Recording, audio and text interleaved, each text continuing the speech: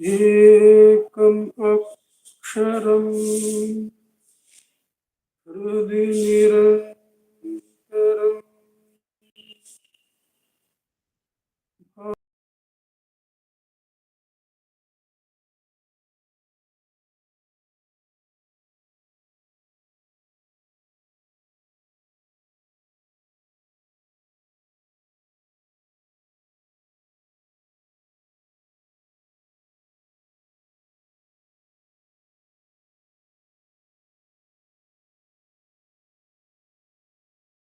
केवलं ब्रह्ममात्रम्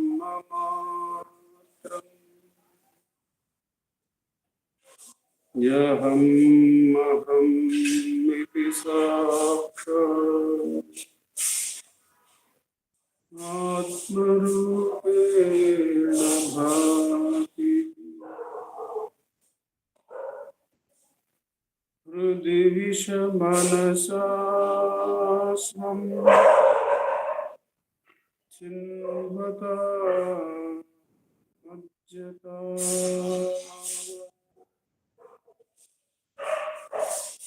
पवन चलन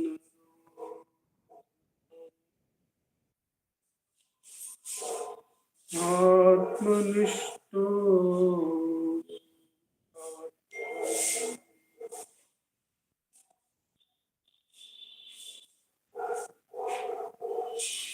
देहं मृण्मया जडात्मकम्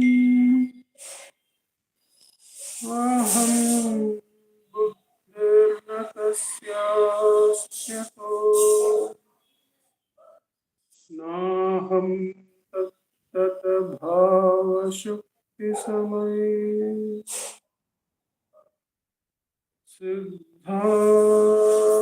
सिद्धात्मसद्धा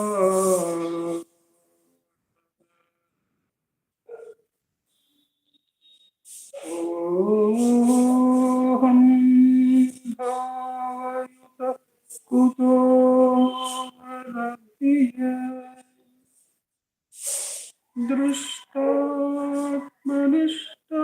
दृष्टात्मनिष्टात्मना सोहं स्फूर्तितया अरुणाचल शिवः पूर्णो विभाति स्वयं सोहं स्फूर्तितया अरुणाचल शिवः पूर्णो विभाति स्वयं। नमो रमण।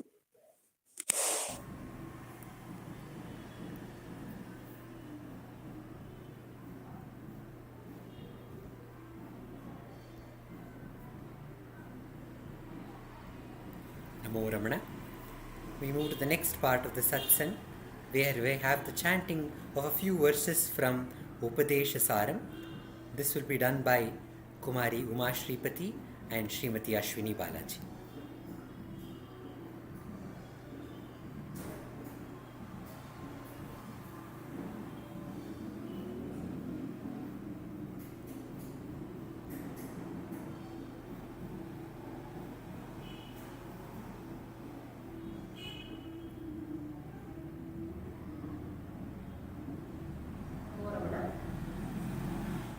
चतुराज्ञया प्राप्यते परं कर्म किं परं कर्म तज्जडं कृतिमहोददौ पतनकारणं फलमशाश्वतं गतिनिरोधकम् ईश्वरार्पितं नेच्छया कृतं चित्तशोधकं मुक्तिसाधकं कायवाङ्मना कार्यमुत्तमं पूजनं जपश्चिन्तनं क्रमात् जगत ईषधी युक्तसेवनम् अष्टमूर्तिभृद्देवपूजनम् उत्तमस्तवादुच्चमन्दत चित्तजं जप ध्यानमुत्तमम् आज्यधारया स्रोतसा समम् सरलचिन्तनं विरलतः परम् वेदभावना सोऽहमित्यसौ भावनाभिदा पावनीमता भावशून्य सद्भावसुस्थिति भावना बलात् भक्तिरुत्तमा हृत्स्थले मना स्वस्थता क्रिया भक्तियोगबोधाश्च निश्चितम्। नमो नमः।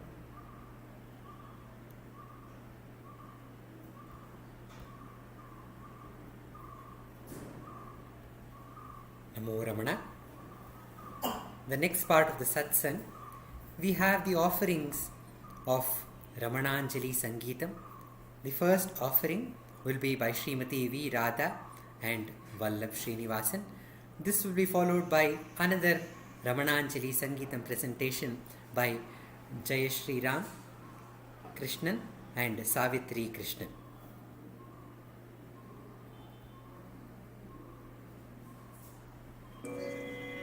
Namo Ramana to all. Today we are singing a song by Sri Muruganar Swami. The music is by Ilayaraja. பார்வளர் கையிலே பரப்பதனீங்கே பண்ணவர் சூலனை விட்டு பார்வளர் கையிலே பரப்பதனீங்கே பண்ணவர் சூழலை விட்டு வாரொளி மணி போல் வாசகர் வாக்கை வளர் செவி மடுத்திட விரும்பி வாரொளி மணி போல் வாசகர் வாக்கை வளர் செவி மடுத்திட விரும்பி ஏர் வளர்பெருன் தண்டுரையடைந்தார் போல் இழிசினேன் புன் சொல்லும் வேட்டு சீர்வளரருணை செழும்பதி சேர்ந்தாய் தேசிக ரமணமாதேவே தேசிக ரமணமாதேவே இருவராம் தெய்வம் பெரியராலறிய இவ்வுரு எதற்கென தள்ளி இருவராம் தெய்வம் பெரியராலறிய இவ்வுரு எதற்கென தள்ளி பருகலாம் மனித படுவ மேற்கொண்டு பணிந்தெழும் அடியவர் தமக்கு கருவனாதருள கங்கணம் பூந்து கச்சையும் அதற்கென கட்டி திருவண்ணாமலையில் சிறு கவிற்றிருந்தாய் தேசிக ரமணமாதேவே தேசிக ரமணமாதேவே தெருக்கடை அலைந்து திரியும் நாய் போல தேர்ந்ததே தேர்ந்ததே தேர்ந்து தெருக்கடை அலைந்து திரியும் நாய் போல தேர்ந்ததே தேர்ந்ததே தேர்ந்து பெருக்குடையெல்லாம் பிறப்பினும் பிறந்து பெருந்துயர் இடும்பைகள் உழந்து கருக்கடை கத்தியா காத்த நிர்வேனை கடை கணித்தாரெனதென்னும் செருக்கர ஒழித்து திருப்பதம் அளிப்பாய் தேசிக ரமணமாதேவே செருக்கரு ஒழித்து திருப்பதம் அளிப்பாய் தேசிக ரமணமாதேவே தேசிக ரமணமாதேவே.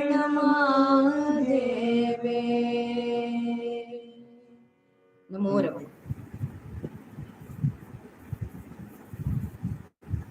ರಮಣ ರಮಣ ಎಂದು ಹಾಡು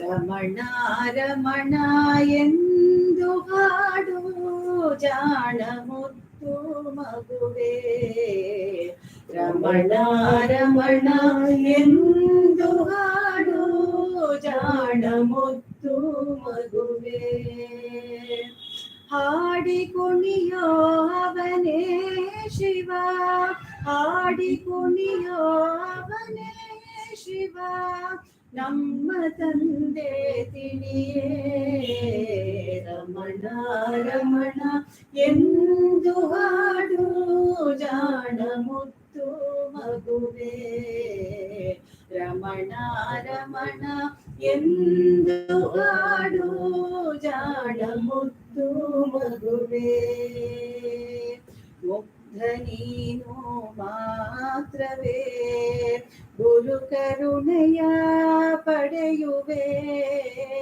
ಮುಗ್ಧ ನೀನು ಮಾತ್ರವೇ ಗುರು ಕರುಣೆಯ ಪಡೆಯುವೆ ಅನ್ಯರ ಬಾಳ್ ಸೆರೆಯುವುದು ಕಾಡು ಹರಟೆ ಎಲ್ಲಿಗೆ ಕಾಡು ಹರಟೆ ಎಲ್ಲಿಗೆ ರಮಣ ರಮಣ ಎಂದು ಹಾಡು ಜಾಣ ಮುತ್ತು ಮಗುವೆ ಗುರುವೇ ಇರದ ರಮಣನು ಜಗಕ್ಕೆ ಗುರುವಾದ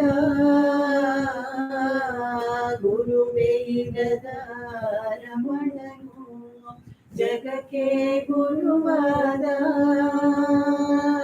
ಕೃಪೆಯ ಹರಿಸಿ ಭಕ್ತ ಜನರ ಸಂದೇಹವ ಕಳೆದ ರಮಣ ರಮಣ ಎಂದು ಹಾಡು ಜಾಣ ಮುತ್ತು ಮಗುವೆ ಮನವನಾಶ ಮಾಡಲು ವ್ಯಾಸಂಗವು ಬೇಕೇ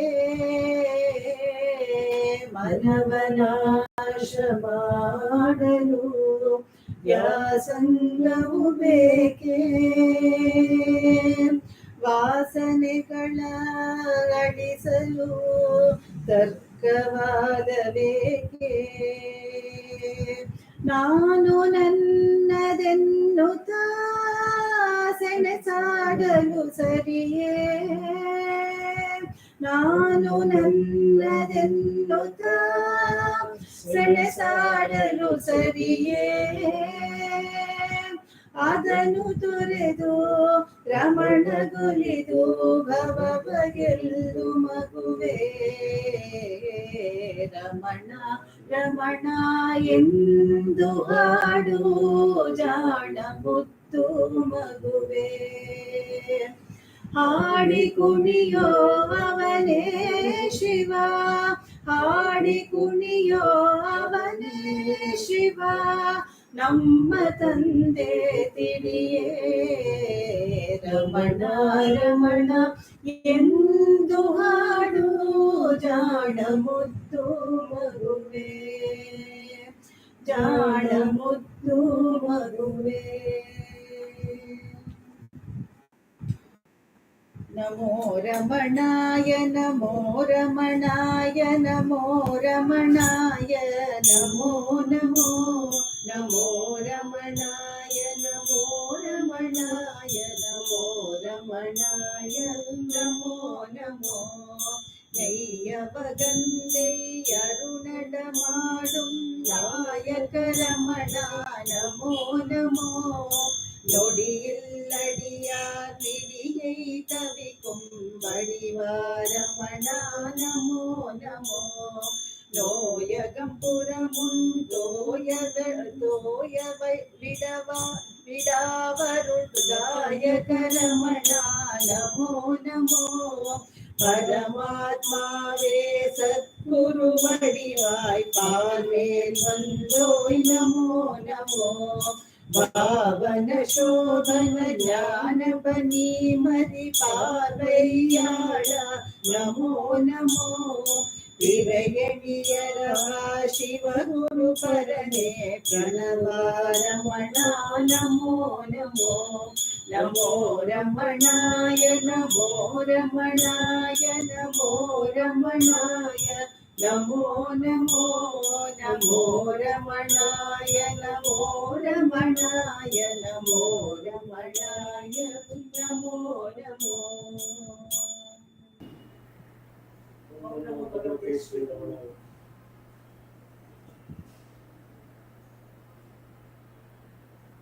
Namo Ramana. The first song which was presented from the repertoire of Muruganar Swami. Muruganar Swami says, O Ramana, you have left your divine abode and come in the human form at Tiruvannamalai to bless us and to remove the bondage and give us the supreme knowledge. And Sadhuvan Swami in the next song which was presented says, hold on to that Ramana. Don't think and don't waste your time in unwanted debate and discussions and wasting time learning various things in the world, but turn towards Ramana, who is ever available in the heart as Shiva. In the next part of the satsang, we have a reading and a sharing session by Sri Nandakumarji.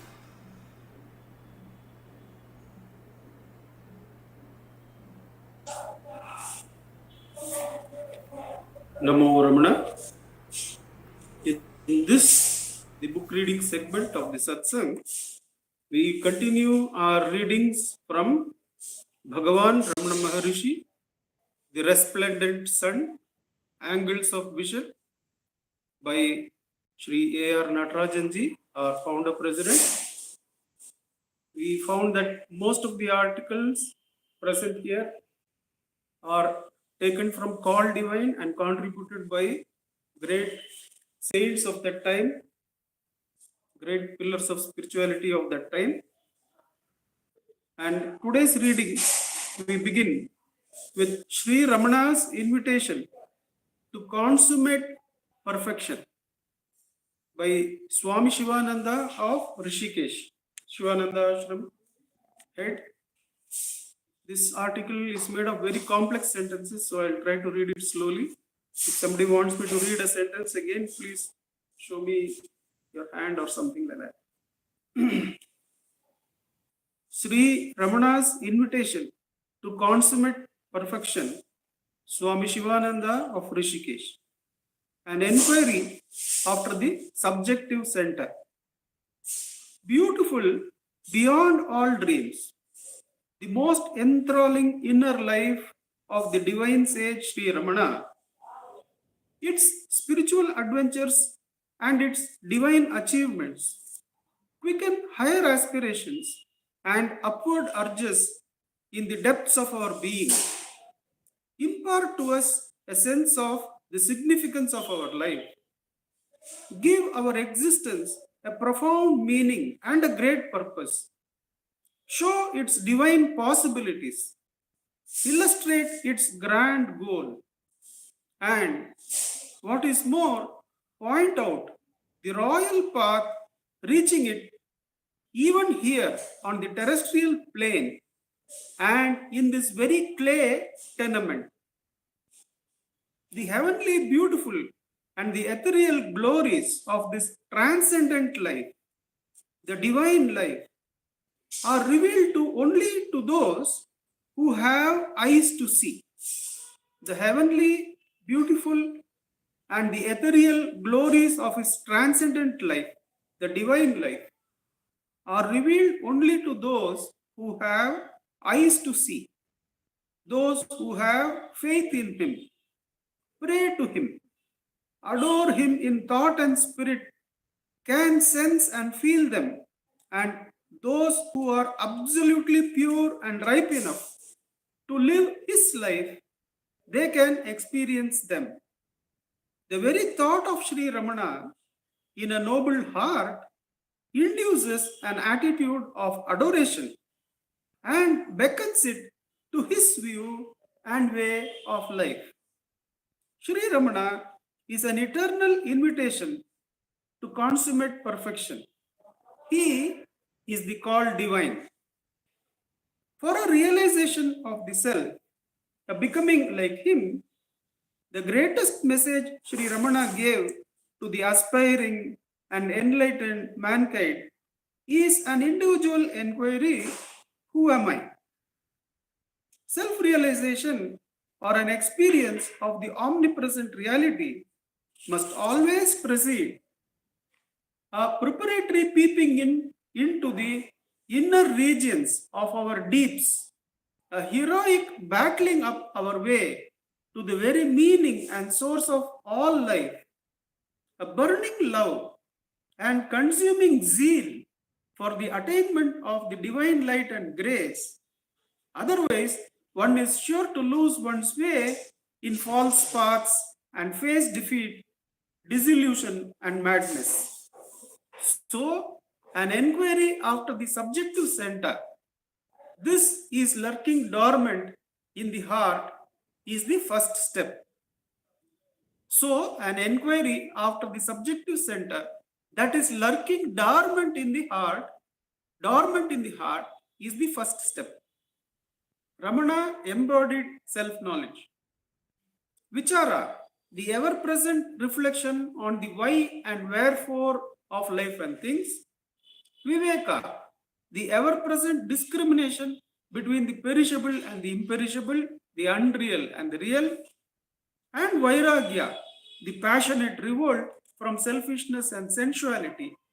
These three, Vichara, Viveka, and Vairagya, these three constitute the life belt, the wings, and the eyes of every earnest seeker after truth.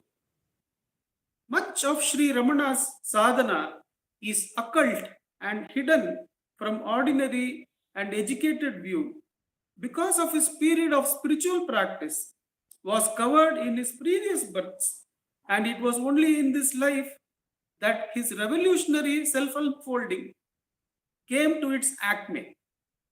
What Swamiji is saying is that Bhagavan's sadhana is hidden from even an educated view, because in this Janma, only the acme or the finishing of that journey could be seen by us, the human beings. Without prolonged strenuous efforts of head, heart, and hand, and continuous unique discipline involving thorough cleansing, education, and illumination of self in part incarnations, so complete a self-experience of Sri Ramana would have been impossible. Even in this last physical embodiment, he took resort to Vichara, Viveka, and Vairagya. The characteristic pose of Sri Ramana, the madman who lost himself in the transcendent joy of the divine self, is a perpetual challenge to the pomp, glories, and bliss of earthly kings and emperors. The extreme indifference of Sri Ramana to the thrills and wonders of the world gave us a measure of the Empyrean greatness. Empyrean, the meaning in dictionary is heavenly. A simple reflection on his philosophic poise, his perpetual peace has inner spiritual joy thrilled one into a possession of a new mind, a new heart, and new eyes. A simple reflection on his Bhagavan's philosophic poise, his perpetual peace, his inner spiritual joy thrilled one into a possession of a new mind, a new heart, and new eyes. The heights of discernment, the religious indifference, the profundity, the fullness, the grace his life exhibited are comparable to those of Lord Dattatreya and Sri Dakshinamurti, here and now. For contemporary humanity, the life of Sri Ramana made the unseen a living reality, the unknown a conscious experience. For contemporary humanity, the life of Sri Ramana made the unseen a living reality, the unknown a conscious experience. In him, God became flesh. The truth found its fullest expression. The self manifested itself in all its completeness. This great end is awaiting every breathing being. Every one of us is awaiting the same end, says the Swamiji. Sri Ramana is the spiritual destiny of every man. Self-expression by self-enquiry, self-knowledge and self-finding is the meaning and goal of all conscious life. He calls every aspirant unto himself, unto his perfection, unto his realization. As a seeker, he struck the path, trod it, reached the divine destination, became what he beheld at the end, brought its beauties into earthly life, and shared his infinite peace and joy with millions of souls groping in phenomenal ignorance, sorrow. I'll read that again. As a seeker, he, Bhagavan, struck the path, trod it, reached the divine destination, became what he beheld at that end, brought its beauties into earthly life, and shared his infinite peace and joy with millions of souls groping in phenomenal ignorance, sorrow. May Sri Ramana's divine grace descend upon everyone more and yet more abundantly to effect self-knowledge and self-illumination here and now. May Sri Ramana's divine grace descend upon everyone more and yet more abundantly to effect self-knowledge and self-illumination here and now. We have time for another small article, I suppose. The next one is the central teaching of Bhagavan Ramana by Vishwanatha Swami. Vishwanatha Swami, the great Sanskrit scholar, Tamil scholar, and a distant relative of Bhagavan, born in 1903. He has written the Sri Ramana Ashtottara also. The center. Once, when Bhagavan was asked what his central teaching was, he replied that the center itself was his central teaching. By the center, he meant the heart, the source of everything. Though we do mention about the heart, though we do find mention about the heart in traditional scriptures, one does not find any satisfactory definition of it anywhere. Many take it as the physical heart.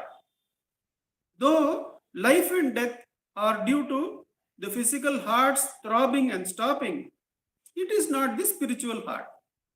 Then, what is the spiritual heart? It is the source of consciousness felt as I in the heart and also the source of thoughts. Let's read that again. Then what is the spiritual heart? It is the source of consciousness felt as I in the heart and also the source of thoughts. Hence, Bhagavan directs us to watch the source from which the I thought emanates. The I thought disappears as one searches for its source. This is self-enquiry. The I thought disappears as one searches for its source. This is self-enquiry. Obviously, the heart reveals itself as the pure consciousness, sans thoughts. Teaching based on Ramana's experience. Bhagavan has, from his own experience, revealed to us the location also of that heart center. It is on the right side of the chest and not on the left. One may emphasize that it is the center from which the mind with its root thought I is born, and it is the source of light and life in the individual. It is the natural center where everyone feels his identity. The mind withdraws into it during sleep without knowing it. If one is consciously in touch with it, seeking the source of one's being, then one transcends individuality. Withdrawing consciously into it, one experiences the unity of the self, in which all differentiation is lost and everything is experienced as nothing but the self. That is the blessedness, and that is not only the summit of spiritual experience, but should be the quiet, normal state of every being, the reality of all beings. All suffering born of a false sense of separate individuality completely disappears, and that is the state of unalloyed perennial bliss. This merging in the heart, the reunion with the ground of being awareness, is what is working towards the ultimate goal. That is why earnest seekers, whatever their religion, find Bhagavan's teachings not only acceptable, but the very essence of their own tradition. What makes the teaching most attractive is that it is so clear, precise, and definite, and comes from a realized sage. Also, it carries with it a sense of special urgency because it is accompanied by the safe and simple method of self-enquiry, which is the practical and most useful side of Bhagavan's teaching. This method is explained in Who Am I, Upadesa Saram, and 40 verses on reality. Dissociation from the perishable body and identification with the self which has no beginning, end, or change should not merely be accepted as an intellectual proposition, but directly experienced and remembered as a transformation of consciousness.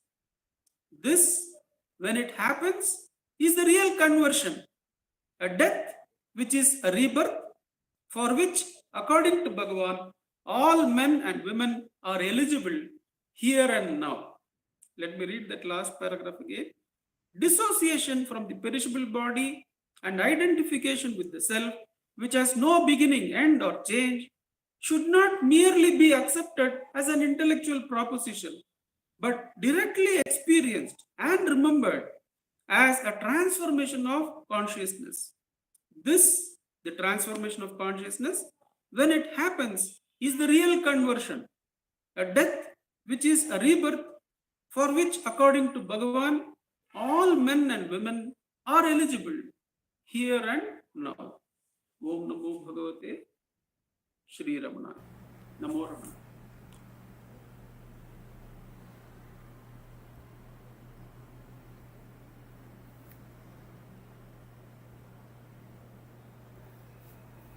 Namo Ramana. We move on to the next part of the satsang, which is the self-enquiry session, which will be guided by Shri Dileep Simha ji.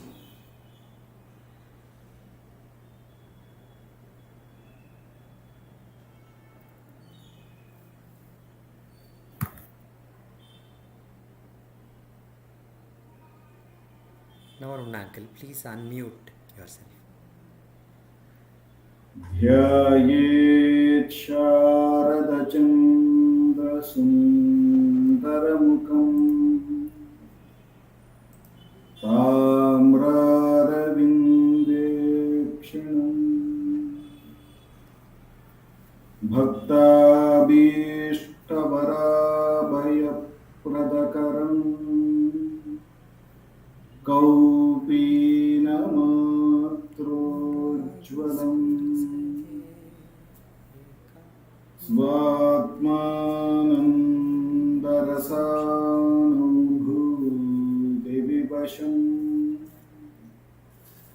सर्वानवद्याङ्गकम् श्रीमन्तं श्रीरमणेश्वरं गुरुवरम् योगासनाध्यासितम् ध्यायेत् श्रीरमणीश्वरम् ध्यायेत् श्रीरमणीश्वरम् ध्यायेत् श्रीरमणीश्वरम्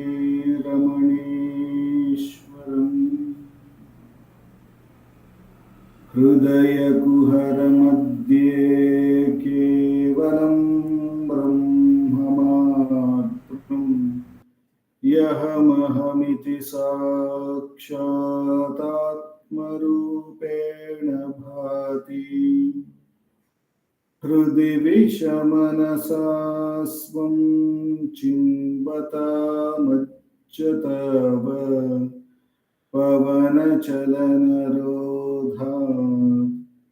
आत्मनिष्ठो भवत्वम्. Namo Ramana. We will commence today's evening Atma Vicharam by listening and meditating on Bhagavan's Upadesham and then having a 10 minutes Atma Vichara. I'll be reading Bhagavan's Upadesham from the book Guru Vachak Kovai, from the chapter Investigation into the Truth, and the subtopic is Definitive Advice.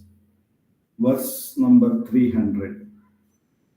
It is impossible for the jiva who has become a victim of ego delusion to overcome even slightly the force of prarabdha. Therefore, unless he subsides in the heart by relying primarily on the God's grace, he can never, by mere effort, which is the activity of the rising ego, overcome the buffeting momentum of that prarabdha, subside by himself in the heart, attain self-realization, and be freed from fear-causing delusion. I repeat, it is impossible for the jiva who has become a victim of the ego delusion to overcome even slightly the force of prarabdha.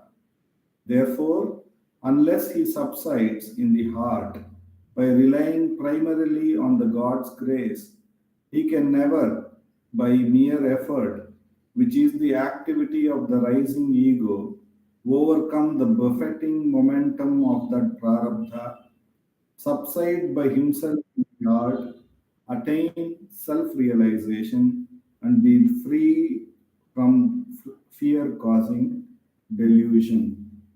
In this verse, Bhagavan is cautioning us how, when we are associated with the ego and have the attention outward turned towards object and object perception, the inevitable prarabdha, which rises in the form of something pleasant and unpleasant, which are the two faces of the same coin.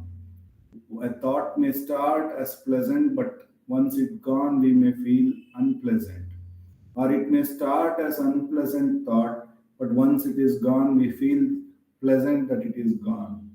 So this two faces of the same coin, when we are attending to the objective world through the ego, when we are continuously outward turned, Bhagavan is saying that we will not be able to overcome the prarabdha, these two things, by very intellectual understanding.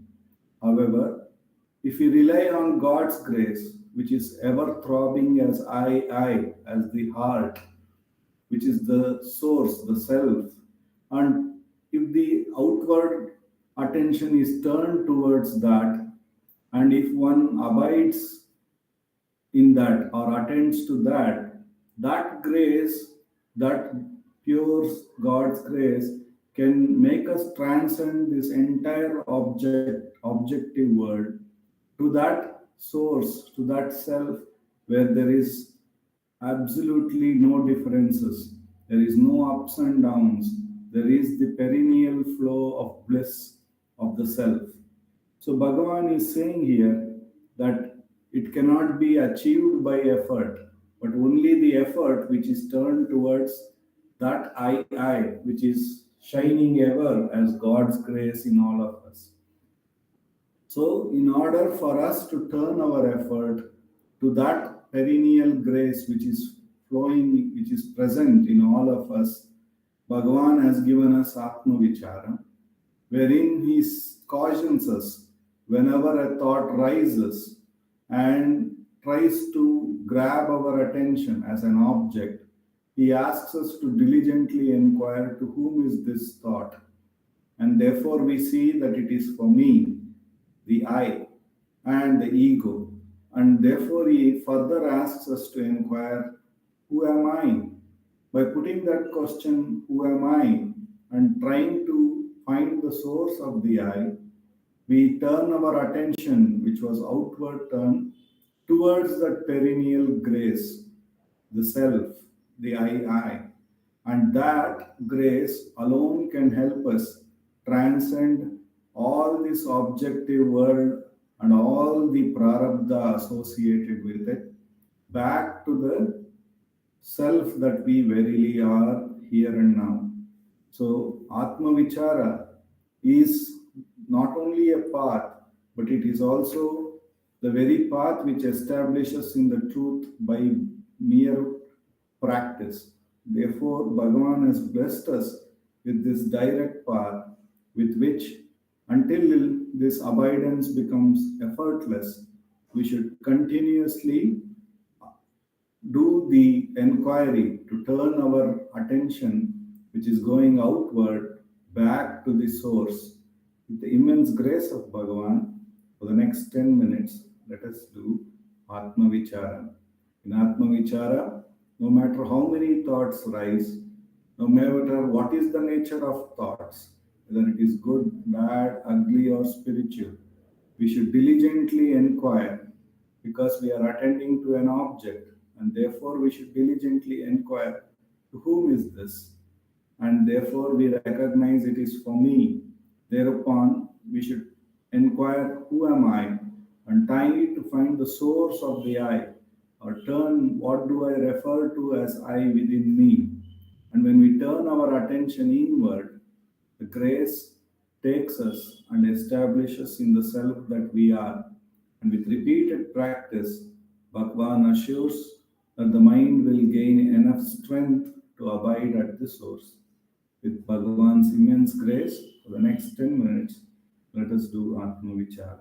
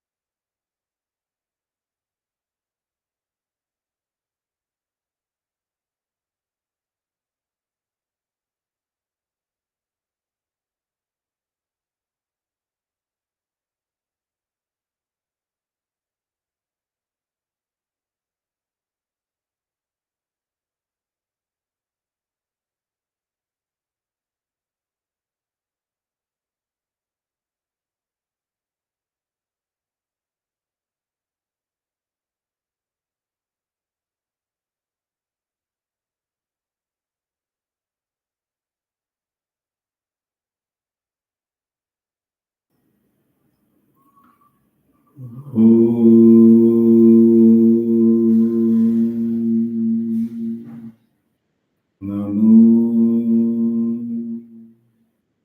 Bhagavate Shri Ramanaya.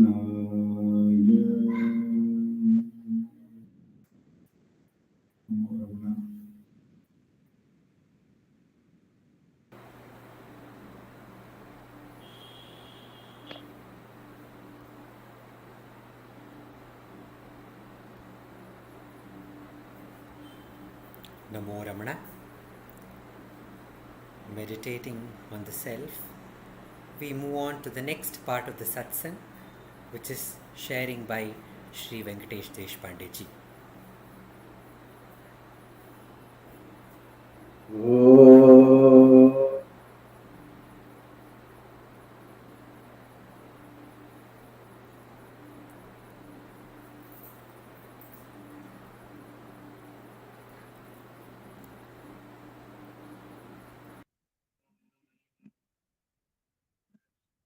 Om Sahana Bhavatu Sahano Bhunaktu Sahaviryam Karvavahai Tejasvinavadhitamastu Ma Vidvishavahai. Om Shanti Shanti Shanti.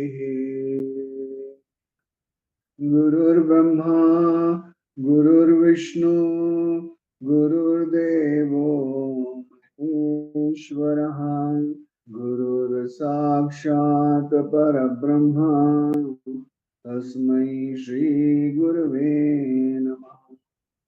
Jnanamulam Gurur Murti, Pujamulam Gurur Padam, Mantramulam Vakyam, Mokshamulam Guru Kripa, Mokshamulam Guru Kripa. Namo Ramana. We are doing Manana on Atma Bodha, knowledge of the self. We have actually done 11 verses, and today we are on the 12th verse. But just a little quick recap. So if you really see the verse 6, what does it say? The world full of attachments, aversions, etc., is verily like a dream. As long as it exists, it appears to be real, but it becomes unreal when one is awake. Self-realization, that's what it says in the verse 6. 7 says the world appeals to the real as long as the non-dual Brahman, the substratum of all, is not realized, like the silver in the oyster shell. So what is really being said is that now, like what Nandakumar was reading of what Swami Shivananda says, that Bhagavan spoke about inquiry, spoke about Viveka and Vairagya. Now, when we are leading, lives and grahasti lives, so what happens? It's not. The world seems very, very true for us. The world, the nama, rupa, and all the responsibilities, what we have to do seems extremely real. And how to say this is not real? How do you say this is not a dream? So the only way to do is, one is obviously a method of doing neti neti, not this, not this, not this. But how much neti neti can you do? So Bhagavan says. So in the last verse of verse number 11, he says, only on account of the diverse equipments, caste, color, stage, etc., are superimposed upon the Atman, such as different flavors, colors, etc., upon water. So we know that human beings, we have a caste system, we have a colored races, we have a 4 stages of life that we all know about. And finally, what? In the subject simile, Atman is compared to water. This is a beautiful example. Water appears to acquire different flavors and colors when they are mixed with it. In fact, water itself is tasteless and colorless. It retains this property even in the even in the mixture. We know the beautiful example of Ganga. Everybody says, I'm going to make Ganga pure. But Ganga is always pure. Whatever you may put into the Ganga, it doesn't matter to the Ganga. It is absolutely pure. It's always pure. So it's like that. Atman is immaculate, but the gross, subtle, and causal body is associating with it project their qualities upon the pure self. It's just a projection. We need to understand this very clearly. So the next three verses that we are going to be doing upon is talking about these three, so they call the physical body, the subtle body, and the causal body, and talk and try to understand what is this all about. And why am I not able to experience that silence? Why am I not able to experience that aham ahamiti sakshat atmarupena bhati? So each one of us in our journey is at different points. So this Shankaracharya has basically mentioned all about the physical body in the verse number 12. And I request Sapna to kindly chant the verse, please, for us. Yes, sir. पञ्चीकृतमहाभूता सम्भवं कर्म सञ्चितं शरीरं सुखदुःखानां भोगायतनमुच्यते पञ्चीकृतमहाभूता सम्भवं कर्म सञ्चितं शरीरं सुखदुःखानां भोगायतनमुच्यते. Thank you, sir. Thank you, Sapna. The gross body, the home for experiencing pleasure and pain, is acquired on account of the resultant taints of past actions and is said to be constituted of the five great elements which have gone through a process of pentamerous self-division and mutual combination, panchakirana. So basically, the three upadhis are the equipments of a human being. They are the gross, subtle, and causal body. The gross body is defined in this verse. The subtle and the causal bodies are dealt in the next two verses. The gross body, as we all know, is described by means of house of enjoyment. We know that what is this body? When you look at the body, it's the house of enjoyment or the house of experience. It is the equipment with which you contact the outer world and gain your experiences for joy and sorrow. The gross body is the product of your past thoughts, desires, and action. Similarly, each thought, desire, and action of the present, along with those of the past, order the constitution of your future embodiment. Your present state has been already determined by your past conduct. Hence, you have no control over it, but your future lies in your hands. The future is the continuity of the past modified in the present. The five great elements, Mahabhutas, are the rudimentary elements. For example, the space, air, fire, water, and earth.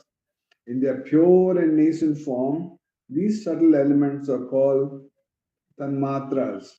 Tanmatras are subject to grossification through a process of pentamerous self-division and mutual combination called panchakirana. In the process, the subtle elements are transformed into gross elements. The theory of panchakirana explains how the rudimentary elements, tanmatra, split up, entangle, and form the gross elements. Like if we say that the unmanifested has manifested as all of us, then how do you explain that? How do you say that? So Bhagavan beautifully says in this verse, it says the combination of these gross elements is the gross body, which is the external equipment for contacting the external world of objects. These constituent elements are noted as when an individual dies. These elements, how do you know these This body is made up of elements. When a person dies, what happens? When the life is extinct, the body becomes cold, which signifies that the heat, the fire has left. Then the body decomposes and the air escapes. The liquid water oozes out. The physical structure is reduced to dust, earth. Lastly, the space occupied by the body merges into total space. So, what is being talked about in this thing is we when we associate ourselves with this body, when we say viveka and vairagya, we say discrimination and dispassion. How do we explain that? Oh, I'm not this body. It is very, very difficult. From a physical body, every morning you wake up, you experience happiness, you experience pain, you walk around in this body, and then and all the great ones say you are not this. How do you do it? So this is you have to in this verse. What is being said is you need to do manana on this aspect and say that if this body is made up of the five elements, then how? That's what they say. You must go to a Shamshan Ghat. When you go to a Shamshan Ghat, you realize that these body will go back to its five elements. And if it goes back to the five elements, then are you this body? You're not this body. That's what this neti thing. It's like when you see a bottle on your table or the book on your table, you say, "Oh, that's gross." The eye sees it. Eye is subtle. Go to this eye. Then you go see what does the eye actually see? No, it's powered by the mind. And drop the eye. Go to the mind. Then does the mind actually is it part by itself? No, the intellect.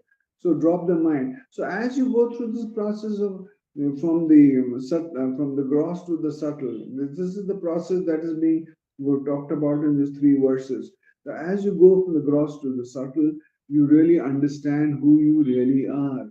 And this is a way of actually saying, I'm not this, I'm not this, I'm not this. And this body, as much as the world that you see, is actually made up of these five elements.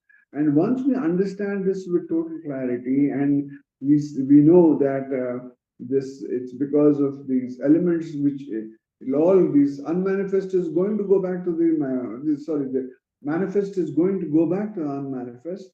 Then what happens?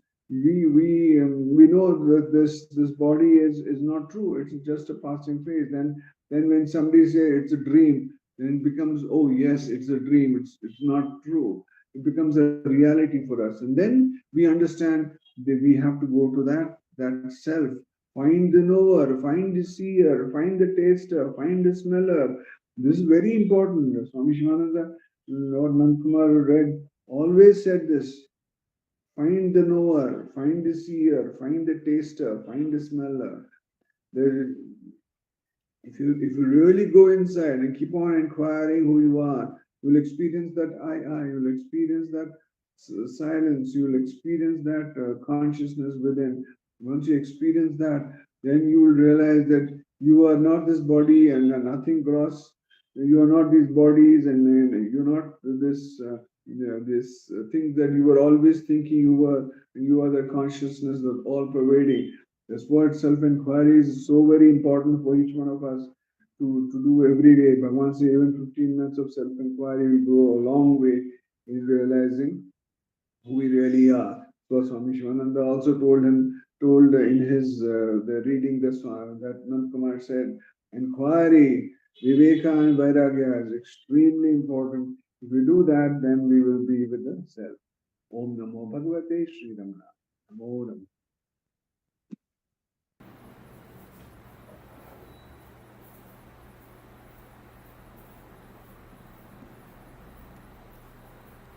Namo Ramana.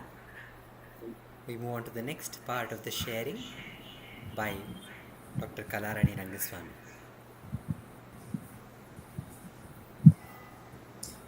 Om Namo Bhagavate Sri Ramanaya. Arunachalamena Agame Ninepavar Agatte Veraruppai Arunachalam. Namo Ramana to all. With the abundance grace of Bhagwan, we are meditating on Devi Kalotra Jnana Vichara Padalam, very graciously given to us by Bhagwan in Tamil. And in the last satsang, we saw Parameshwaran saying, "Hey, great one, Malini, today I am going to explain the acharas, the niyama that has to be followed by mumukshus, and listen to me very carefully. இன்று ஆச்சாரம் என்னால் அருளப்படும் இது நீ சாவதானமாய் நின்று கேள். Without any diversion, please listen to me. He says, saying so in the next stanza, நீராட ஜபமும் நித்திய ஓமம் பூஜை ஆர் ஆழினின் காரியம் ஆதியாத் தேரும் ஓர் சாதனமும் அன்னோன் தனக்கு என்றும் இன்றாமல் மாதரிசியே நீ மதி.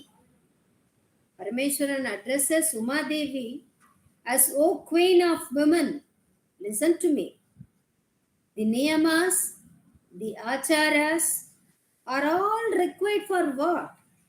They are required only for Siddha Suddhi, that is purifying of mind. To pull the mind which is going out and always searching for something to keep himself happy. But is he really happy with the mind going out? No, not at all. It only leads to more and more desire, hatred, anger, and whatnot. When there is a desire for something, what happens? Man goes behind that and tries to satisfy that desire. But does the mind get satisfied with what he got? No. He may, for sometimes it may be satisfied. For the next moment, the satisfaction, there is no more satisfaction.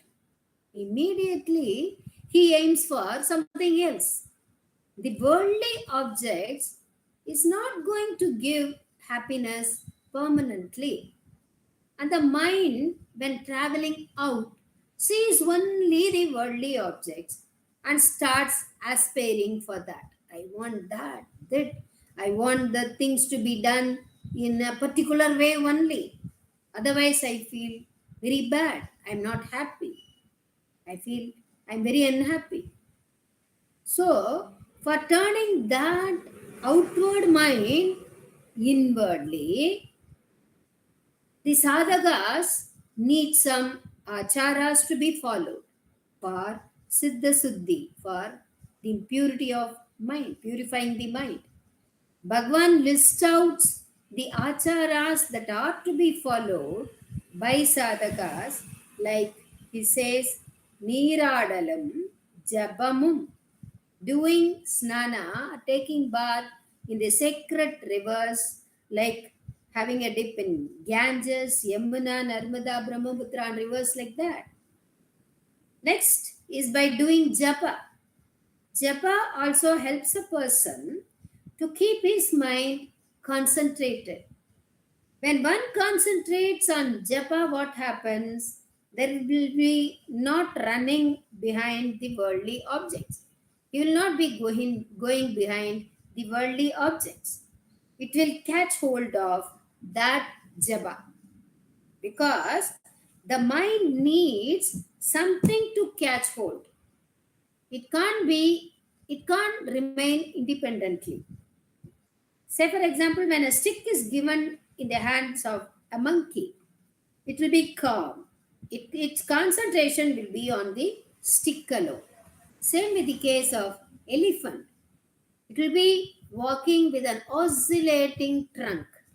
But when a stick is given to that trunk, the concentration of the elephant will be on the stick and the oscillation of the trunk will be stopped. That's what. Something has to be given to the mind. But Bhagavan says, for mumukshu, who need only mukti and who aspires only for mukti, he has already attained Siddha Suddhi. Because he has already attained Siddha Suddhi, these acharas need not be followed by him. The best achara that has to be followed by a mumukshu will be to drop those acharas which he was following till date. Like he might be going to Tirtha Yatra and would have made snana in Ganges. Now he need not aspire for that again. He might have done japa, Rama japa for more than a crore time, yet was not able to realize the self. Only after coming to Bhagwan, he got the realization.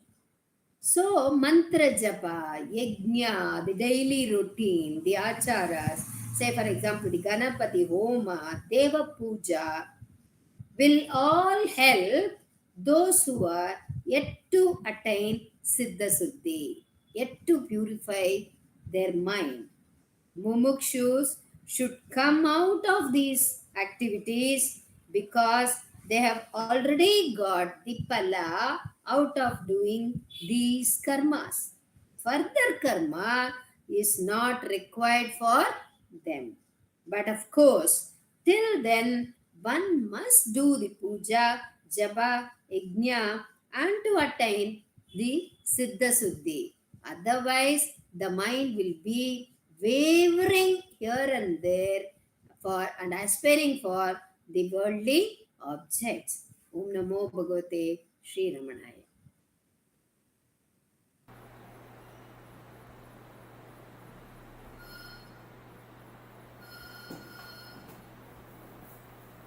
Namo Ramana. That was the sharing by Dr. Kalarani Rengasamy on the Devika Lotram Jnana Vichara Padalam. In the next part of the satsang, we are meditating on the verses of Ramanacentre written by Ganapati Muni and which have been compiled in that format and which has been titled as Ramanacentre, the 40 verses of adoration on Ramana by Ramana himself. Ganapati Muni, in these verses, he sings of Ramana as Na karuna guna ramana stava vidampate ramana hridaya tejasa ramana sahaja vaivate ramana prasaratadita shubha vilokitam ramanate sakrit phalatu me kritam prasaratatita shubha vilokitam ramanate sakrit phalatu me kritam ramana janminam ai bhavan guru abhidashaya stava mahanuru ramana janminam ai bhavan guru abhidashaya stava mahanuru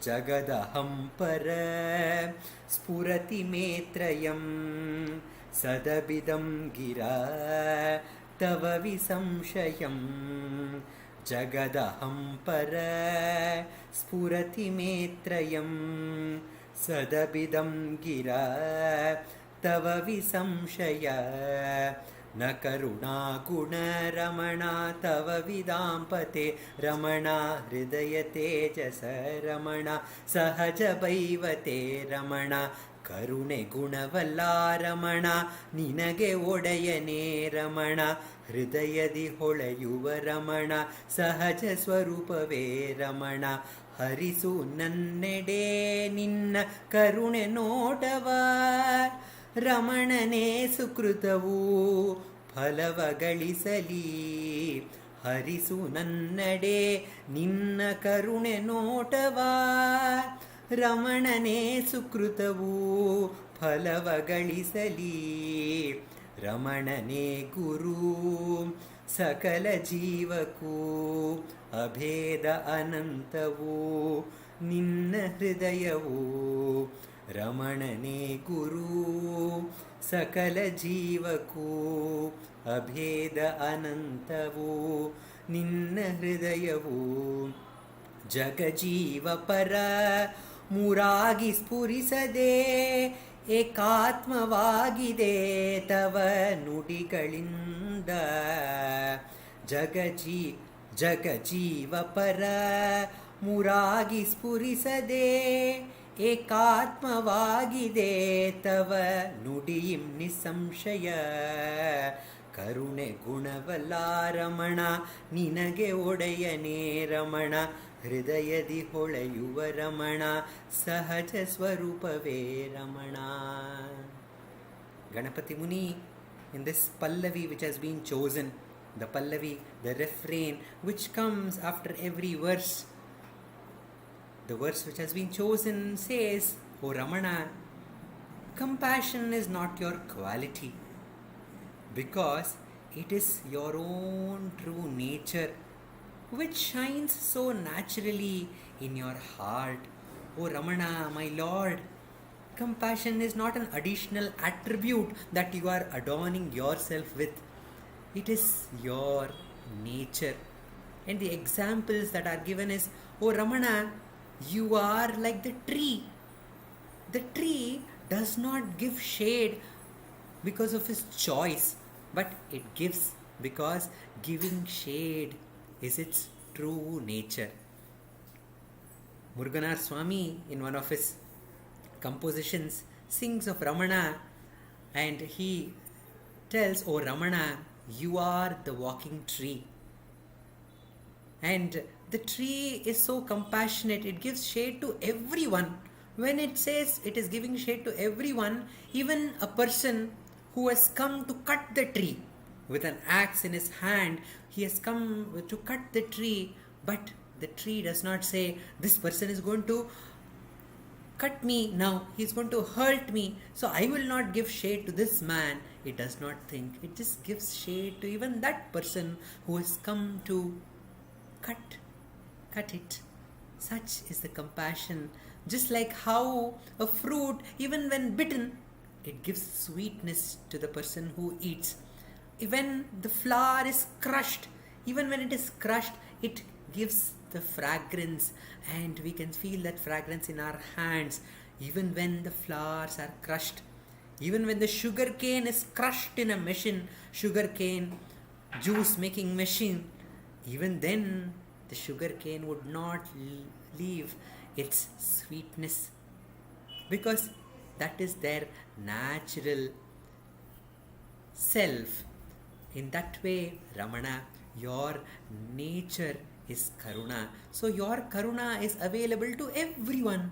So kindly show your graceful glance upon all the work that we do, all the work that you have given us to perform. So you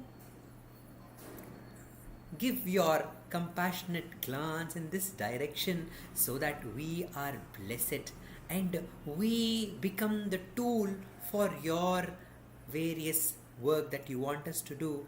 Make us a tool and make us a successful tool. The work that you have given to us, make it successful so that we are filled with joy that we are doing your service, filled with that joy of serving you successfully. So kindly show your graceful glance and give us success, says Ganapati Muni in this verse. And he continues saying, O Ramana, you are the Guru for all the beings who are born on this earth and who are not even born on this earth. You are the Guru for everyone, and your Karuna is Abheda Ananta. It does not see any differences, and it is available to everyone. Ananta, it is full. I remember this, my favorite story of Akbar and Birbal. And when Akbar and Birbal are in the court, these ministers are a little jealous of Birbal, because every time the Birbal gets these gifts from the Jahapana for his wit and intelligence. So these ministers think that we should also impress the Jahapana and get some awards and prizes.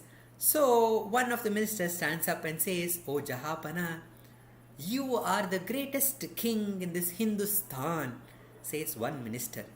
And Jahapana is very, very happy, and he nods his head, and immediately the next minister gets up and says, "Oh Jahapana, he is completely wrong. You are not only the greatest king in this country, Hindustan, but you are the greatest emperor in this whole world." And one more person stand up and says, "No Jahapana, they have wrongly understood you. You are not only the greatest king in this world, but you are the greatest king in this universe." And one more minister who want to tell more, something which is more appealing to Jahapana, he says, "Oh Jahapana, everybody is wrong. You are greater than the God himself," says one of the minister. And at this point, Jahapana is little embarrassed, and he thinks, okay, simply these ministers are bragging. Simply they are praising me. So he turns towards Birbal and says, "Oh Birbal, you are one of my intelligent ministers. Please tell me what these ministers are telling. Is it true?" And Birbal, he stands up and says, "Jahapana, this minister says that you are greater than the God. There is one work which God cannot do, but you can do. So one work which God cannot do and you can do. If I tell you that work, then you are greater than the God. Isn't that proved?" Then Jahapana says, Yes, but what is that work which I can do but God can never do?" Then Birbal says, "Jahapana, if you are angry with one of your subjects, what you can do is you can send that subject out of your kingdom. But God can never do this, because wherever one is sent, there is the presence of God. And God is always taking care of us wherever we are. So this is that one work which you can do, but God can never do, because the whole universe and beyond is the kingdom of the Supreme. The Supreme has taken the form of the Guru, the form of Ramana, the Ramana which is the another name for our own self, which is so dear to each one of us. And that Ramana is available everywhere. He is available to every corner of the world. Wherever you are, his guidance is available, because he is shining within every heart. So to reveal this, Ramana abided himself in the heart of this world, which is Arunachala, and he was shining there as the world teacher. Even when Mother Alagammal came and told, "Oh my son, I can't bear this sight of seeing you covered with dust and grime, with your hair matted, with your nails grown so long and curled, and I don't even know whether you are getting the food to eat. So I can't bear this sight. Please come home. I will not disturb your penance, and nobody will disturb you. You can continue your task that you are doing here. You come back home," says mother. But Ramana is still like Arunachala, and out of his compassion, he becomes the guru to mother also, and writes the first Upadesha, says, "Oh Amma, what is destined to happen is happening by the Supreme, who is available in every place, there, and he is taking care of everyone, and he is making everything move. So what is destined to happen will happen, and what is not will not. So the best course is to remain silent." When one is silent, when Ramana is talking about the silence, it is not the physical silence of the mouth. It is the silence when the activities of the mind are stilled. When we realize that all these activity that we are doing had this basis of this silence, when we get back to that silence, we understand that whatever is happening is because of the divine Shakti. And in that silence, we listen to the guidance of Guru Ramana, who is shining as the self. So that self, Ramana, who is available to each one of us in the heart, which is Arunachala, is guiding us every moment. And Ramana says to listen to that guidance. one needs to turn our attention back to the heart and abide there in silence. At that point, Ramana reveals himself as that Abheda Ananta Ramana, the Guru within, and he embraces us and becomes one with us. To that Ramana who shines as the heart, who is the embodiment of compassion, who is ever available in the heart, we offer our salutations. We move to the next part of the satsang, where we have a sharing by Dr. Sarada on the verses from Ramana Ashtottara.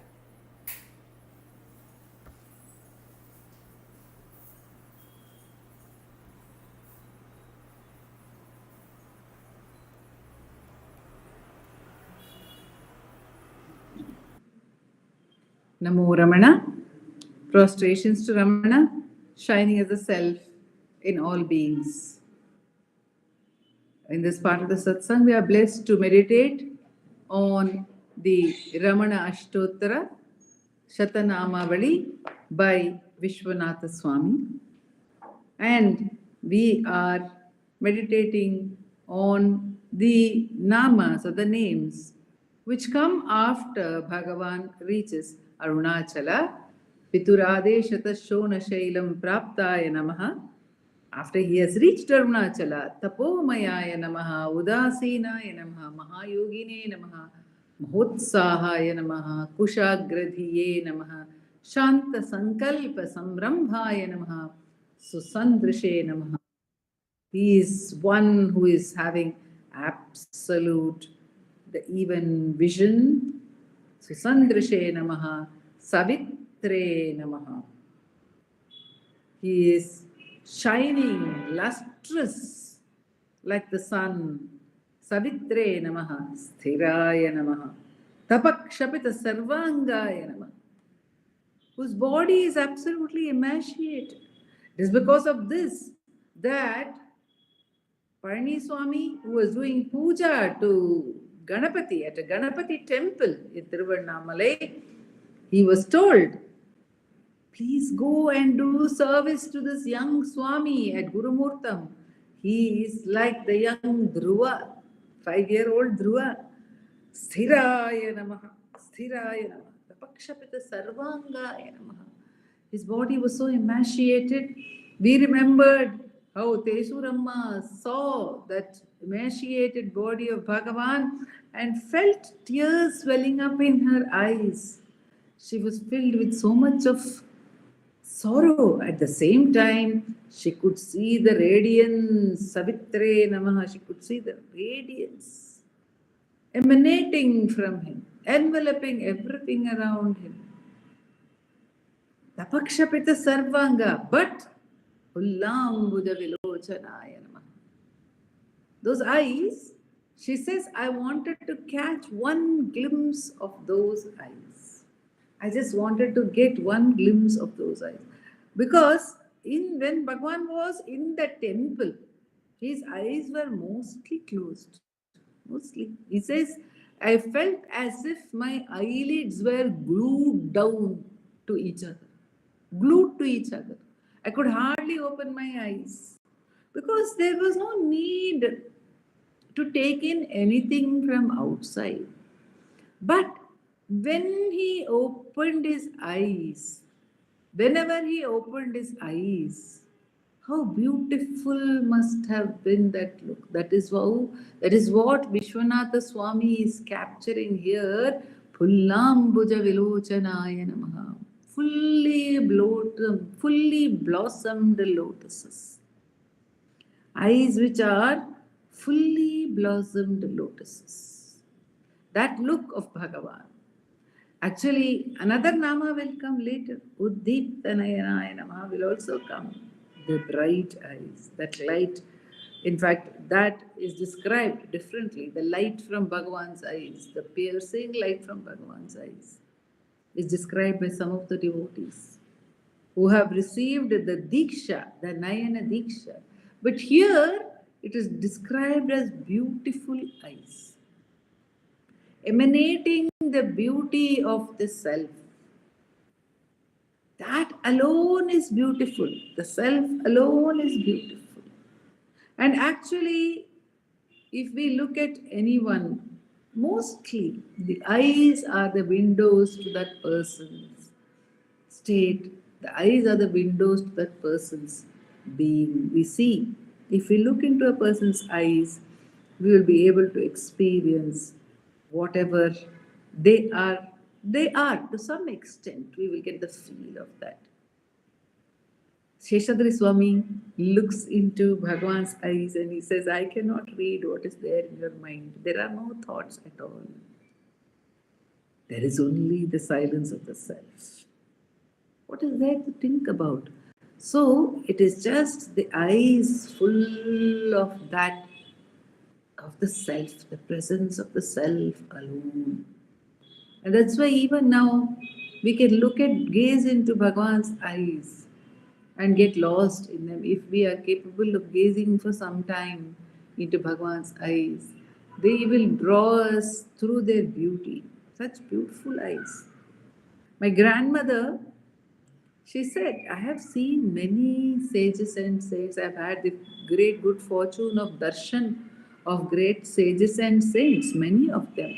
And she had darshan of Bhagavan Ramana also more than once, few times. She says once or twice in her childhood, and later on, after marriage and after having children, she had gone. My grandfather and she and my mother and my uncle, maternal uncle, younger than my mother, they had all gone once. She says, I have seen many, many sages and saints. But Ramana, there is some magic in his eyes. There's some magic in his eyes. Very different from anything or anyone that I have seen in this world. So, Pullambuja Vilochanaya Namaha, Chandrikasita Hasashri Manditanana Mandalaya Namaha. That's one of the big namas in Ashtottara. Chandrikasita Hasa, that moon-like smile. Manditanana Mandalaya Namaha. The Anana Mandala, that like the Vishwa Mandala, the mandala, the universe is pleasantly decorated, beautifully decorated by the moon. Like that, this beautiful face of the young sage, the young boy sage, we can say, boy sage only. Even when we look at his picture, first photograph in Virupaksha cave, he was 21 years old then, that only looks as if he's some 15, 16 years old. So we can imagine how he must have looked 4 years before that, 3, 4 years before that. And that face, though again with matted hair, though covered with dust, the eyes open, and even if the eyes are closed, there must have been this beautiful smile, the smile of the bliss of the self, emanating or shining, radiating, just like that, glowing on his face. This is the image which Vishwanatha Swami must be having. Vishwanatha Swami came to Bhagavan in later years when Bhagavan was in Skandashrama, and he says to be in the presence of Bhagavan is to be in that Ramana Lahari. He calls it the Lahari. The Lahari is wave upon wave of bliss. He says being with Bhagavan is being in that Ramana Lahari, which is full of bliss. Wave upon wave of bliss. So, that bliss, where is it getting expressed? It is getting expressed in the eyes when those eyes are open. But when those eyes are closed also, Vishwanatha Swami, having seen that smile in Bhagavan in the Skandashram years, has envisaged that when he was there in Guru Murtam, when he was there even earlier in the temple, there must have been the smile on his face. beautiful smile, which requires a really elaborate nama to describe it. Chandrikasita hasa Shri Manditanana Mandalaya Namaha. This was Shri also, that auspiciousness in that smile. The absolute fulfilling nature of that smile. With that smile, with that beautiful look, Bhagavan was seated in the mango orchard following his stay in Guru Murtam. Chutavatyam Samasinaya Namaha. Sama Asina, he says. He was in asana itself, means the definition of asana is that which is sthira, that which is sukha, sthira, sukham, asanam. So, this is further samasena. He is absolutely in that unmoving sama state. Because, actually speaking, we hear how Bhagavan was seated in that mango grove. The owner of the mango grove had built 2 huts, small huts or sheds, kind of shelters for Bhagavan and for Palani Swami.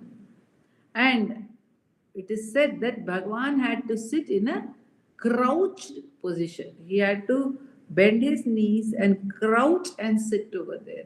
Or it is said, like a bird is perched in its nest.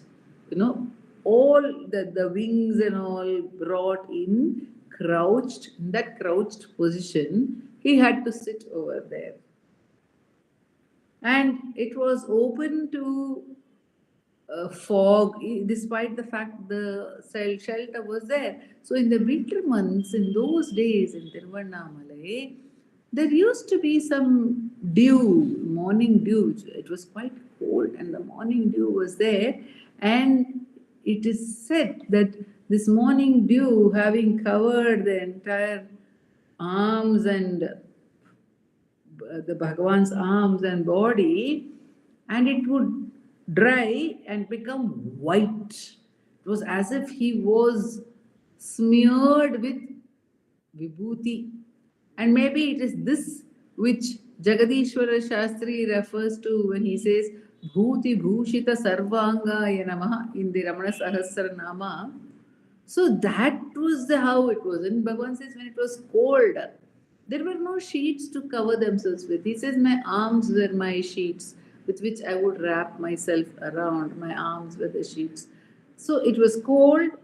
And then he had to wrap himself with his arms, and the dew would fall and dry on his body. And the position was a crouched position within a very, very cramped space. But what is the description? Samasinaya Namaha. As if he is seated on a nice velvet couch. Later, some people said, why is Bhagavan seated on a velvet couch? But for him, the velvet couch and the cramped nest of the mango grove, or the small room of Pavarakundru, or the hot rocky cave of Virupaksha, absolutely hot in summer. On that rock also, be it the couch or this or that, it was Samasena. It's always in that same posture. Which posture? The posture of abidance in the self. Chutavatyam Samasenaya Namaha, says Vishwanath Swami, referring to that state, the beauty of the state of self-knowledge, which was radiating from him, Savitri, which was shining beautifully in his eyes, and which was nectarine, because the moon is the source of all nectar, it is said. Ambrosia, Amud. So that it was dripping nectar, that smile of his the nectar of the self, the amrita of the self was there, and he was ever abiding in that state. Such to even remember the life of Bhagavan and such instances takes our mind a little bit towards the self and its glory and its beauty. And as Sadhu Swami says, அம்மா அருணாச்சலத்தை பாராய் சும்மா இருக்குதே, அதுபோல் அமர்ந்து உள் அசையாதிருக்க ஆசை பெருக்குதே. So our minds also long to get into that samasina. And that is why he has stayed in that state, to get us also there. That is why Bhagavan has lived every moment of the 54 years after enlightenment, to bless us with that same glorious state, which is our Om. Om Namo Bhagavate Shri Ramana.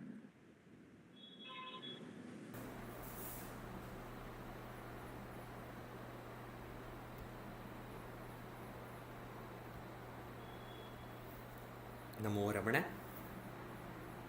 We conclude today's satsang with the chanting of a few verses from Arunachala Aksharamanamalai, which will be done by Srimati V. Radha and Vallabh. This will be followed by offering of Ashtottara puja at Sri Dileep Simhaji's altar, and the chanting of the Ashtottara will be done by Vaibhavji and Prarthana, followed by Uma Shripati and Ashwini Balaji, and the Arati song.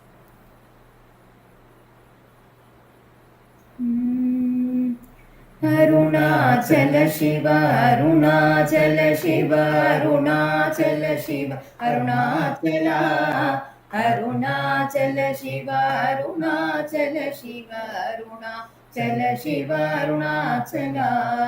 கோபமில் குணத்தோய் புரியாய் என்னை கொள்ள குறைக்கென் செய்தேன் அருணாச்சலா. கௌதமர் போற்றும் கருணை மமலையே கடிக்கடி தாழ்வாய் அருணாச்சலா. சகலமும் விழுங்கும் கதிரொளியின மன ஜலஜமல தீடருணாச்சலா. சாப்பாடுன்னை சாந்துணவாயான் சாந்தம்மாய் போவன் அருணாச்சலா. சித்தம் குளிர கதிரஸ்தம் வைத்த முதவையை திரருமதி அருணாச்சலா. சீரையழித்து நிர்வாணம செய்தருள் சீரையடி தருள் அருணாச்சலா. சுகக்கடல் பொங்க சொல்லுணர்வடங்க சும்மா பொருந்திடங்க அருணாச்சலா. சூது செய்தென்னை சோதியதினி உன் ஜோதி ஒரு காட்டருணாச்சலா. செப்படி வித்தை கற்றிப்படி மயக்கு விட்டுருபடி வித்தை காட்டருணாச்சலா. சேராயனின்மை நீராயுருகி கண்ணீராற்றழிவேன் அருணாச்சலா. செய்யன தள்ளே செய்வினை சுடுமலர் உய்வகையே துரை அருணாச்சலா. சொல்லாது சொல்லினி சொல்லரனில் என்று சும்மா இருந்தாய் அருணாச்சலா. அருணாச்சல சிவ அருணாச்சல சிவ அருணாச்சல சிவ அருணாச்சலா.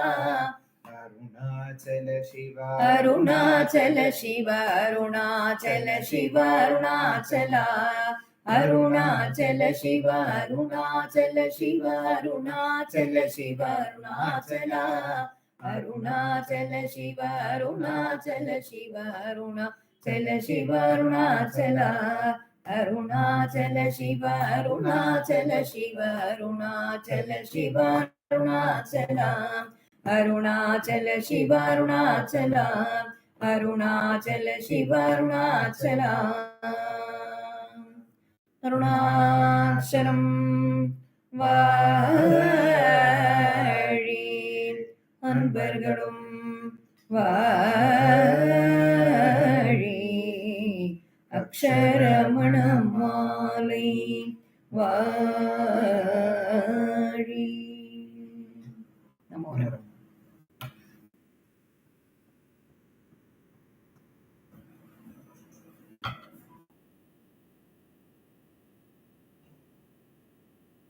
नमो रमण।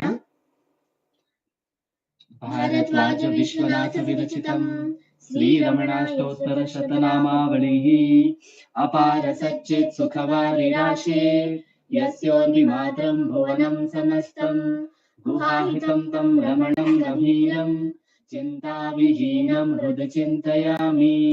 ॐ महासेन महंसेन जाताय नमः। ॐ श्रीरमणाय नमः। ॐ गुरवे नमः। ॐ अखण्डसंविदाकाराय नमः। ॐ महौजसे नमः। ॐ कारणोद्भवाय नमः। ॐ जगद्गीतावताराय नमः। ॐ श्रीभूमिनाथस्थलोस्थिताय नमः। ॐ पराशरकुलोत्तंसाय नमः। ॐ सुन्दरार्यतपःफलाय नमः। ॐ कमनीयसुचारित्राय नमः। ॐ सहायाम्बा सहायवते नमः। ॐ शोणाचलमहोलीनमानसाय नमः। ॐ स्वर्णहस्तकाय नमः।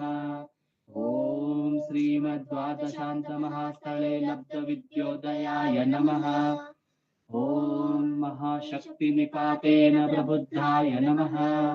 ॐ परमार्थविदे नमः। ॐ तीव्राय नमः। ॐ पितृपदान्वेषिणे नमः। ॐ इन्दुमौलिना पितृमते नमः। ॐ पितुरादेशतः शोणशैलं प्राप्ताय नमः। ॐ तपोमयाय नमः। ॐ उदासीनाय नमः। ॐ महायोगिने नमः। ॐ महोत्साहाय नमः। ॐ कुशाग्रदिये नमः। ॐ शान्तसङ्कल्पसंरम्भाय नमः। ॐ सुसन्द्रशे नमः। ॐ सवित्रे नमः। ॐ स्थिराय नमः। ॐ तपक्षपितसर्वाङ्गाय नमः। ॐ फुल्लाम्बुजविलोचनाय नमः। ॐ चन्द्रिकासितहासश्रीमण्डिताननमण्डलाय नमः। ॐ चूतवाट्यां समासीनाय नमः। ॐ चूर्णिताखिलविभ्रमाय नमः। ॐ वेदवेदान्ततत्त्वज्ञाय नमः। ॐ चिन्मुद्रिणे नमः। ॐ त्रिगुणातिगाय नमः। ॐ विरूपाक्षगुहावासाय नमः। ॐ विराजदचलाकृतये नमः। ॐ उद्दीप्तनयनाय नमः। ॐ पूर्णाय नमः। ॐ रचिताचलताण्डवाय नमः। ॐ गम्भीराय नमः। ॐ परमाचार्याय नमः। ॐ सुप्रसन्नाय नमः। ॐ अभयप्रदाय नमः। ॐ दक्षिणास्य निभाय नमः। ॐ धीराय नमः। ॐ दक्षिणाभिमुखाय नमः। ॐ स्वराजे नमः। ॐ महर्षये नमः। ॐ भगवते नमः। ॐ ईड्याय नमः। ॐ भूमविद्याविशारदाय नमः। ॐ विमलाय नमः। ॐ दीर्घदर्शिने नमः। ॐ आप्ताय नमः। ॐ ऋजुमार्गप्रदर्शकाय नमः। ॐ समदृशे नमः। ॐ सत्यदृशे नमः। ॐ सत्याय नमः। ॐ प्रशान्ताय नमः। ॐ अमितविक्रमाय नमः। ॐ सुकुमाराय नमः। ॐ सदानन्दाय नमः। ॐ मृदुभाषिणे नमः। ॐ दयार्णवाय नमः। ॐ श्रीशोणाचलहृद्भूतस्कन्दाश्रमनिकेतनाय नमः। ॐ सद्दर्शनोपदेष्ट्रे नमः। ॐ सद्भक्तवृन्दपरिवृताय नमः।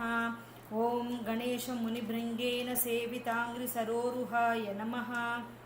ॐ गीतोपदेशसारादिग्रन्थसञ्चिन्न संशयाय नमः। ॐ वर्णाश्रममथातीताय नमः।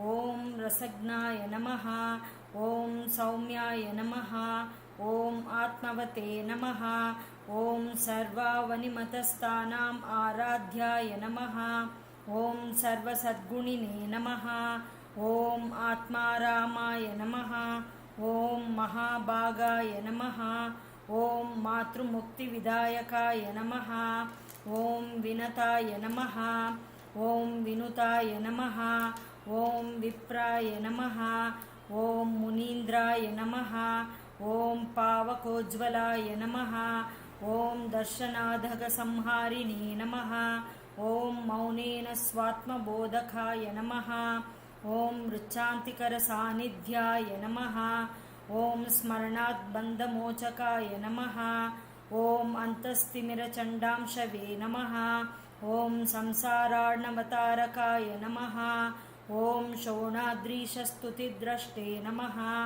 ॐ हार्दविद्याप्रकाशकाय नमः ॐ अविच्युतनिजप्रज्ञाय नमः ॐ नैसर्गिकमहातपसे नमः ॐ कमण्डलुदराय नमः ॐ शुभ्रकौपीनवसनाय नमः ॐ गुहाय नमः ॐ दण्डपाणये नमः ॐ कृपापूर्णाय नमः ॐ भवरोगविषग्वराय नमः ॐ स्कन्दाय नमः ॐ देवतमाय नमः ॐ अमर्त्याय नमः ॐ सेनान्ये नमः ॐ पुरुषोत्तमाय नमः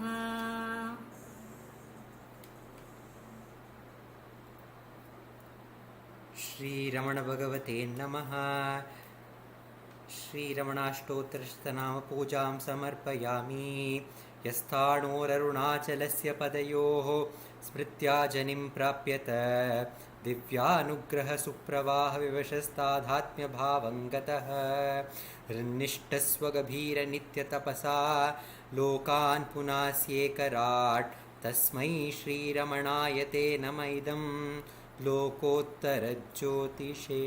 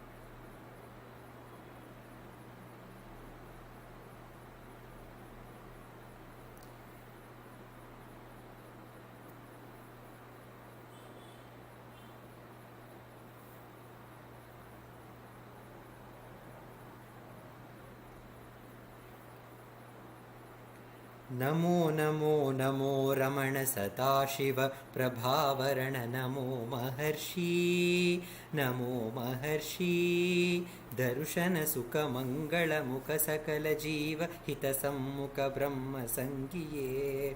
नमो नमो नमो रमण सदाशिव प्रभावरण नमो महर्षि नमो महर्षि सदा तुष्ट सदा हृष्ट सदा शिवानन्दपुष्ट परम महर्षि ब्रह्मनिष्ठ समदर्शि नमो नमो नमो रमण सदाशिव प्रभावरण नमो महर्षि नमो महर्षि ನಮ್ಮ ಮನವದೊಂದು ಕಾಡು ನೀನರಿತಿಹೆ ಅದರ ಜಾಡು ಹಿತವನರಿತು ನೀಡುತ್ತೆಮ್ಮ ಕೊರೆಯ ತಣಿಸಲೈ ಬೇಡಲೆಂದು ಬಂದ ನಾವು ನೋಡಿಯೇ ತಣಿವೆವಯ್ಯ ಮೋಡಿಗಾರನೇ ಮೋಡಿಗಾರನೇ ಹಿತವ ನುಡಿದು ಪೊರೆ ನಮ್ಮನು ಬ್ರಹ್ಮ ಸಂಗಿಯೇ।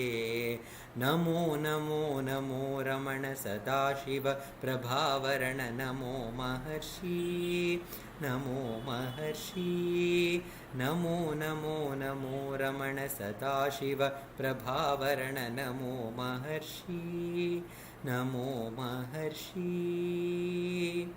बोलो भगवान श्री रमण महर्षि की जय।